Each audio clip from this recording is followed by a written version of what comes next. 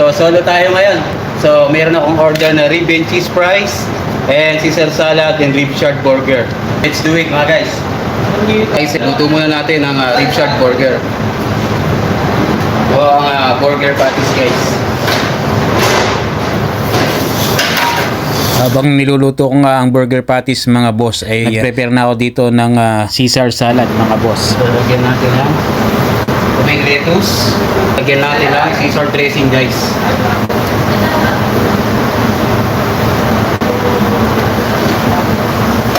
Lagyan ko ng breadcrumbs. Pomegranate guys.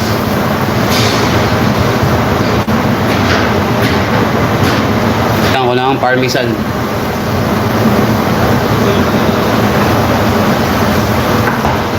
So, done ang ating Caesar salad. Caesar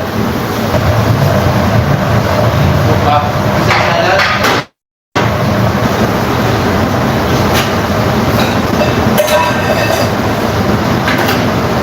Lagyan ko lang ng Cajun guys. Mexican sauce. Black olives. Red beans. Then lagyan ko ng smoked ribs guys. Ito, ang ating sliced smoked ribs. Lagyan natin sa plate. Then lagyan natin ng grind cheddar cheese. Yan ang aming rib and cheese fries.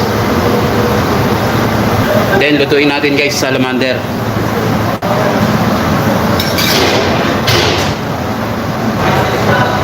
So after yan guys, lagyan natin ng pan-topping sa ibabaw. Lagyan ulit natin ng red beans. Then black olives.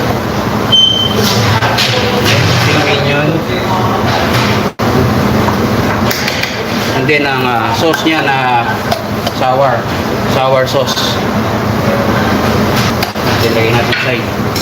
Then lagyan lang natin ng konting Cajun. So done guys, i-out na lang ngayon natin. Out! Yung fries out ha.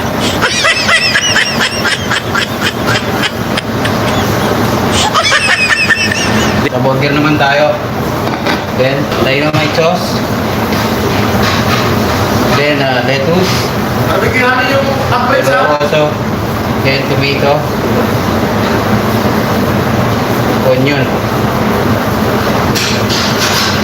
Then, jalapeno. Then, lagyan na ulit natin guys ng dynamite sauce. Then, i-add natin ulit guys. You order ribeye medium, back ribs, wedge skin on, and 1 beef bouquet. Then may another order tayo guys. Then unahin natin appetizer ang bouquet.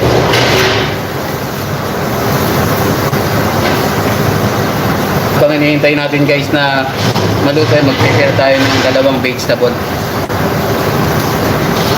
Then ito na ating rib shard burger. Tawag natin guys. Rib shard na, burger pa. Diba? Anong signature nyo? Rib shard burger. Bigyan natin ng cheese sauce sa ibabaw. Siyempre, lang naman sa ilalim. Then out tayo sa table 111 sa family section ng rib shard burger. At dahil nagmamadali ng customer namin yung panahon na yan, ay kaya naman binilisan ko na din. Pinas forward ko na yung sarili ko. At habang nagpe-prepare nga ako dyan ng vegetable sa may kabila, nagluto na rin ako ng mga side dish niya ng wedge and ng fries na ilalagay natin sa ating strip loin at back ribs. Dahil nga pinalitan ng customer ang order rib eye, kaya strip loin na lang ang ipinalit ng mga time na yan. At nagprepare na rin ako ng mga sauces na ilalagay sa may smoked back ribs at sa strip loin at dito sa beef pupiet na appetizer. Sabay-sabay ko na pong gagawin lahat yan dahil nga ako lang mag-isa dito sa kitchen ng panahon nang ako'y nandito pa sa steakhouse. Solo nga eh. At after ko nga ma-prepare ang mga side dish at sauces ay ipe-plate na natin yan mga master para ma-out na dahil nagmamadali na rin ang customer namin yan ng mga panahon na yan. At special shoutout ko nga pala si Bogs Vlogs from Dammam, Saudi Arabia at si Mayor Julio de la Peña sa Baybarko. Shoutout sa inyo mga boss and chef. Lang guys, thank you very much for watching. See you in my next video and God bless mga guys.